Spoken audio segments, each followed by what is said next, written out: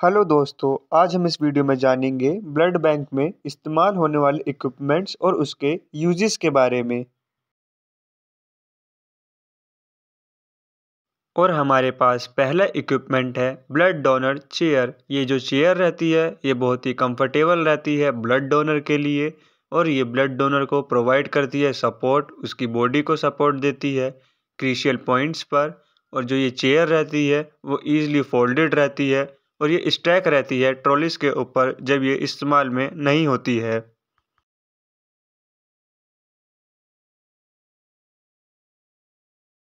और हमारे पास दूसरा इक्विपमेंट है डिस्पोजेबल स्टेराइल सिरिंजेस और नीडल। ये जो सिरिंजेस रहती है इसका इस्तेमाल किया जाता है कलेक्ट करने के लिए ब्लड को पेशेंट से स्मॉल क्वांटिटी में या फिर फ्रेजाइल वेंस से। और जो दूसरा टूल है उसका इस्तेमाल किया जाता है ऐसी सिचुएशन में जो है बटरफ्लाई निडल।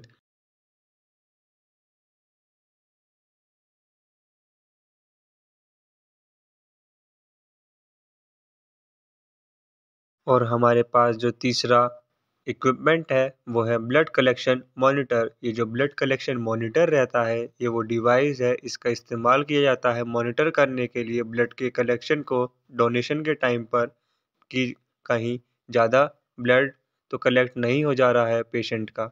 इसको देखने के लिए इस्तेमाल किया जाता है ब्लड कलेक्शन मॉनिटर को। और हमारे पास अगला जो इक्विपमेंट है वो है ब्लड बैग्स। ये जो ब्लड बैग्स रहते हैं ये डिस्पोजेबल बायोमेडिकल डिवाइसेस होते हैं जिसका इस्तेमाल किया जाता है कलेक्शन के लिए, स्टोरेज करने के लिए, ट्रांसपोर्टेशन करने के लिए और ट्रांसफ्यूजन करने के लिए ब्लड को और उसके ब्लड के कंपोनेंट्स को।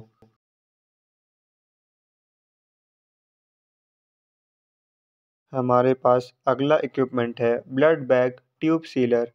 ये automatic blood bag tube sealer जो रहता है ये एक डिवाइस है जो सील करता है ब्लड बैग्स को, इन्फ्यूज़न बैग्स को, यूरिन बैग्स को हाई फ्रिक्वेंसी सीलिंग सिस्टम के साथ। और इसका ज़्यादातर इस्तेमाल किया जाता है ब्लड बैंक में, हॉस्पिटल में और बायोलॉजिकल इंडस्ट्रीज़ में। हमारे पास सिक्स इक्विपमेंट है ब्लड मिक्सर रोलर। जो ये ब्लड मिक्सर रोलर रहता है इसका ज़्यादातर इस्तेमाल किया जाता है मिक्सिंग करने के लिए ब्लड को और विस्कस लिक्विड्स को। हमारे पास नेक्स्ट इक्विपमेंट है ब्लड बैंक रेफ्रिजरेटर। ये जो ब्लड बैंक रेफ्रिजरेटर रहते हैं वो डिवाइस होते हैं जिसका इस्तेमाल किया जाता है सेफ स्टोरेज करने के लिए होल ब्लड को और ब्लड के कंपोनेंट्स को एक टेम्परेचर रेंज पे जो होती है 2 डिग्री सेल्सियस से लेकर 6 डिग्री सेल्सियस तक। अब हमारा अगला जो इक्विपमेंट है वो है सेंट्रीफ्यूजर। इसका इस्तेमाल किया जाता है सेपरेशन करने के लिए सीरम और प्लाज्मा का ब्लड बैंक के अंदर। हमारे पास अगला इक्विपमेंट है plasma extractor laptop. Plasma expressor equipment है जिसका इस्तेमाल किया जाता है सेपरेटिंग करने के लिए प्लाज्मा को, प्लेटलेट्स को और रेड ब्लड सेल्स को। और ये मैकेनिकल डिवाइस है जो एग्जर्ट करता है यूनिफॉर्म प्रेशर ब्लड बैग के ऊपर जब हम कंपोनेंट्स को सेपरेशन करते हैं। अब हमारे पास जो नेक्स्ट इक्विपमेंट है वो है प्लेटलेट इंक्यूबेटर। ये प्लेटलेट इंक्यूबेटर प्रोवाइड करता है प्लेटलेट्स को एक एक्यूरेट और स्टेबल स्टोरेज कंडीशन।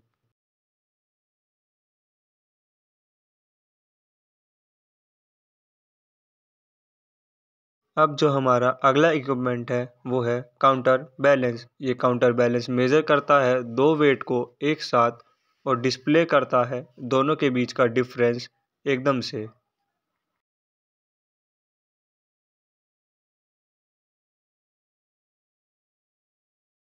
अब जो हमारा नेक्स्ट इक्विपमेंट है वो है ब्लड वार्मर। ये जो ब्लड वार्मर रहता है इसका इस्तेमाल किया जाता है ब्लड को वार्म करने में और दूसरे फ्लूइड्स को वार्म करने में और ये मिनिमाइज कर देता है हाइपोथर्मिया के रिस्क को।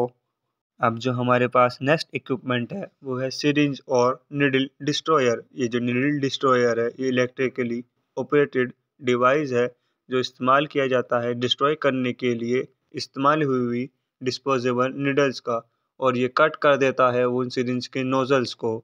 अब हमारा जो नेक्स्ट इक्विपमेंट है वह है ब्लड फिल्टर्स। इसका इस्तेमाल किया जाता है रिमूव करने के लिए क्लोट्स को और स्मॉल क्लम्स को प्लेटलेट्स के लिए और वाइट ब्लड सेल्स के लिए कलेक्शन के दौरान और स्टोरेज के दौरान। Thanks for watching our videos.